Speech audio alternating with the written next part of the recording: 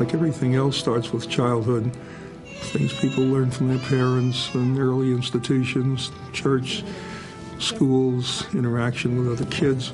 Parents are good at doing what parents have to do, which is to instill values and give some sense of, what counts most. And that's what I do with my kids. I can't ask that they accept and embrace every single political position I have or every point of view that I would have, but I hopefully in trying to raise my kids, my wife and I will give them some perspective and some sense of what we think matters based on our faith, based on a way in which we operate as people. We have a 21-year-old, and it's when she turned 18, or even before she turned 18, we took her down to register to vote.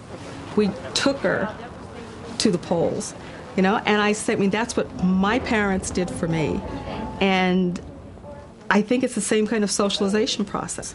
And one of the things that we found in a lot of our research, and it's very characteristic of the United States, is kids learn something about democracy by practicing it in school. Having school elections. So the schools are really the schools for democracy, not only in terms of what they are taught, but what they actually get a chance to do.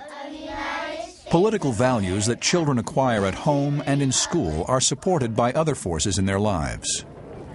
One of the basic forces that shapes people's political attitudes is religion. And so you get a lot of people who are raised in religious families, and that has a major impact throughout their lives on what they think is right and wrong. I am more conservative than my peer group. I think a great deal of it comes from having been educated in the Roman Catholic tradition. We had something called the daily examination of conscience. This was the 1950s. And it developed a habit of mind of asking morally based questions, not just about my life, but about my life as a citizen or our collective life through our government, made me interested in questions of right and wrong. I think that having been raised in a family where we used to have missionaries come to our home and tell us about the terrible plight of people in China and the terrible plight of people in South America and India and so forth. Well, I don't wear my religion on my sleeve, but if you ask me where it comes from, I think it comes largely from the home in which I was raised. And then the Vietnam War. That war had a lot to do with my experience. Then my psychiatry, my profession, where I spent my time in mental hospitals and prisons, gave me a very wide experience in terms of what the human problems are in our society. So somewhere in that mix of that religious and the Vietnam War and my professional experience, my political philosophy evolved. Political attitudes formed early in life seldom change dramatically, but the basic framework is etched and refined by life experiences. People have done studies of lots of students who were active in the 1960s. This happened a long time ago. And then you come back to them 20 years later, and of all those radicals now working on Wall Street is not true. There are some, but the largest number of them are ordinary citizens, but they tend to be of the left. They vote Democratic. A number of them remain active in more moderate causes, but causes nevertheless. Having come of age during the 60s, having been very politically involved in the 60s, that changes, or it changed everything for me. I'm from Iowa, a small town, really one of the last bastions of civic culture, where people take voting very seriously.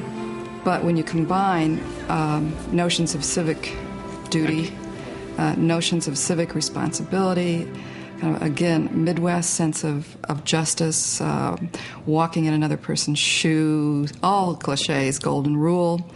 Well, when you combine that with the movements of the 60s, whether it was the women's movement or the civil rights movement, education reform movement, it really is in some ways the tension between the ideal that you were raised with and the gap between the ideal and the practice. And I think that that's probably been a huge motivating factor. People's minds do not have to be set in cement. what happens during their lives does influence their point of view. For example, those who were strictly anti-feminist found that they changed their minds considerably when they had daughters. Then, of course, because the daughters, in many respects, are believed to be extensions of themselves, they wanted their daughters to have more opportunities that they would have been appalled if their spouses had had. What I think is the really important point is, when people are in the adult world, in their roles, then how their role is affected by various policies is what socializes them politically. If a woman graduates from college with a nice BA degree and has experienced no real sexual harassment or discrimination up until that point, but the point is, and then she goes into a corporation and finds out she's constantly mistreated and that there's no sexual harassment officer and so on, she looks around and suddenly hears somebody mention the EEOC or mention that Democrats believe there should be more laws against discrimination against women in corporations, and then she perks up and she becomes a Democrat in the face of that experience.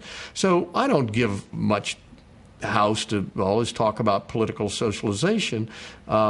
It's what people are experiencing, what do they see as an opportunity for themselves. People change. Some people really move from one side to another. People bounce around. But there's a lot of continuity. You can tell what a person's going to be like if you know a lot about where they were when they were 20, 21, just joining the electorate.